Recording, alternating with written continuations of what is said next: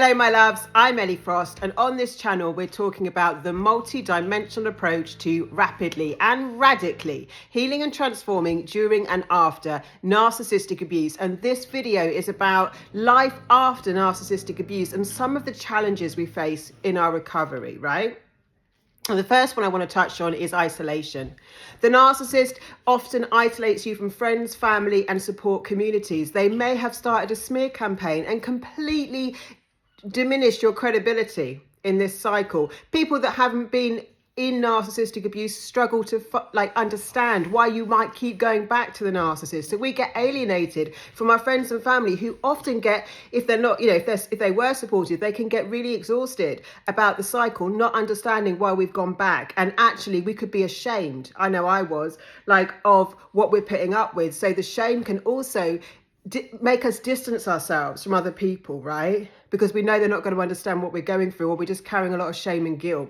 So isolation, we might have left the narcissist or distanced ourselves, right, from the narcissist in our lives, but we can still feel very isolated. So this is about us sort of coming home to ourselves, right? Being able to process loneliness, yeah, and know that this is just a temporary situation in our lives. Another one that leads on from this is fear of falling into the same traps. For me, for many years of my life, all I was around, I'm talking decades, really the core relationships in my life were all narcissists. Yeah. And that can be so disheartening. Yeah. Feeling like healthy relationships just aren't available to us, or we're so targeted by these predators, or we just don't know how to spot them quick enough before we're so emotionally invested, and often physically and financially. Yeah.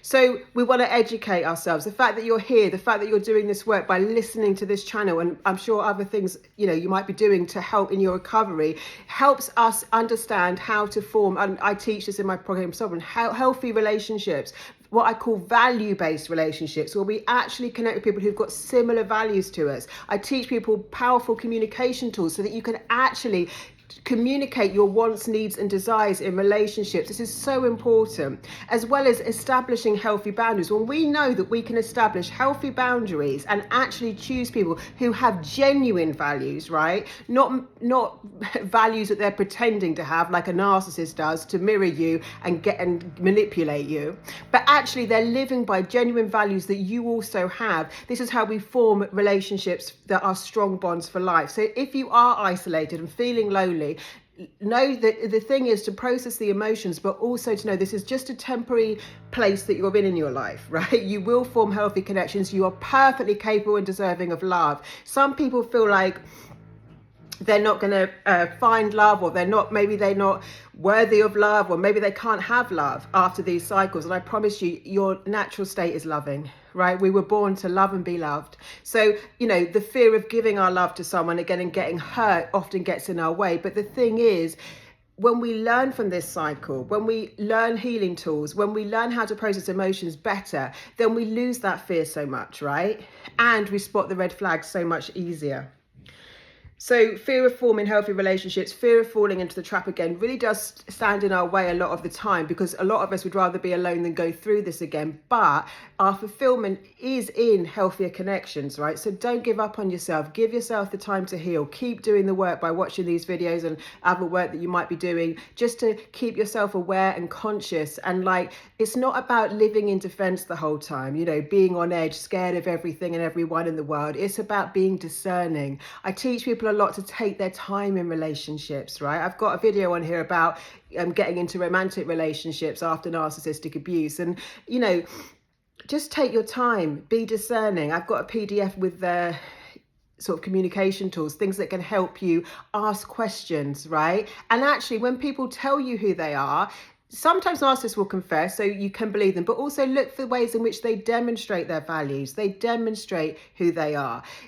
If you're, don't move too fast in relationships, just pause, take your time, let things go at your own pace. Don't feel rushed or forced into, which is what narcissists often do. They'll force relationships and they'll rush them very fast before we've got time to really think. And then we're more likely just to ignore red flags and get swept up in the ideation and the love bombing, right? It's not just narcissists who love bomb.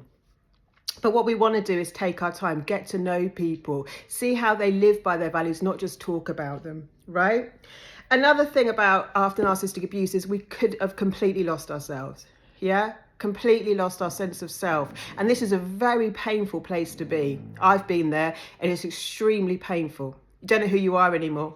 Yeah, the values you had have been destroyed because you haven't lived by them. You haven't been in your authentic power and truth. Your boundaries have been totally eroded. You might have done things in reactive abuse that you regret. You might feel a lot of guilt and shame, right? And I want you to know that when you've been through hell, which narcissistic relationships are extremely challenging, we have to learn to have compassion for ourselves and things we might have done and said that were so out of character. The narcissist is looking for your emotional trauma. They're looking to push you so far out of yourself that you act out of character, and then you carry that guilt and shame. Yeah, they might have turned you into some kind of jealous person. They like to trigger those kind of emotions in people. They get a hit in the energy realm from it. So they trigger negativity in you. Maybe you've never been jealous and the narcissist kept, parading other people in front of you, or making hints, or, saying things that were making you feel very jealous or very angry, or, things that you might not normally have reacted to so strongly, because the narcissist really sort of pods and pokes at your emotions slowly over time, often until you explode. And you become someone you don't recognize, right? You might have not been living according to your values, done things that you wouldn't normally do.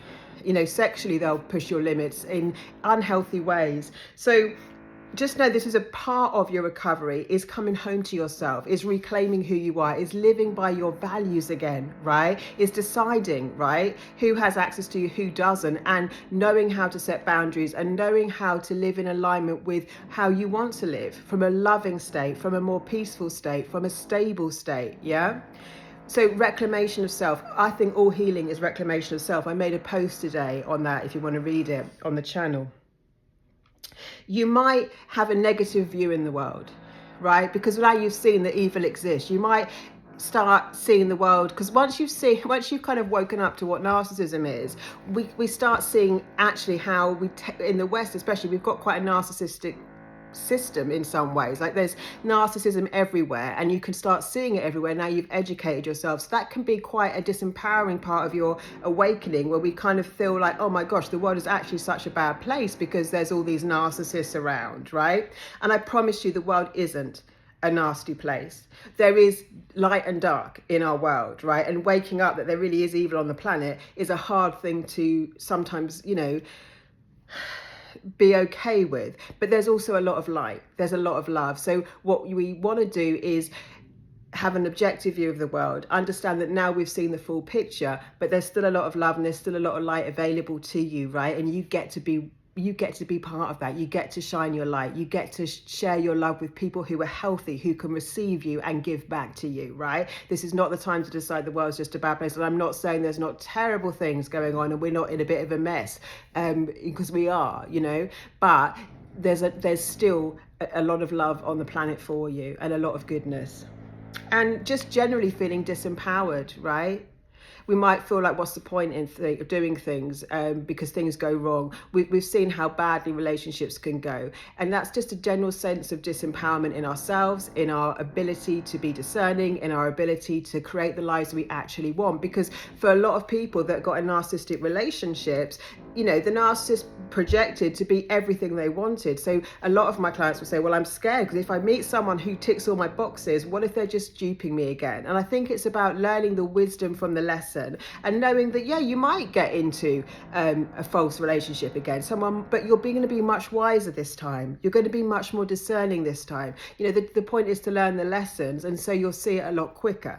And not to blame yourself if you do fall into old traps, if you do make similar mistakes. Yeah, we're all learning, yeah, and we learn from experience. So be gentle on yourself. Don't make it all or nothing. Like this next relationship has got to be it, or I'm just giving up, because that's giving up on ourselves. Self-partnering is never giving up on ourselves. I teach self-partnering, always having our own back, yeah, and being willing to be compassionate if we do make a mistake, but not living from a place of disempowerment. That's, sovereignty is like owning ourselves and, choosing our own power. Yeah, our power to keep going, our power to love ourselves again, our power to love others again, our power to believe in our dreams, hopes and aspirations. So if you want to do more of this work on a much deeper level, check out the comments for my program Sovereign. Please keep liking, subscribing and sharing. I'm so happy you're here. Lots of love, and I'll speak to you soon.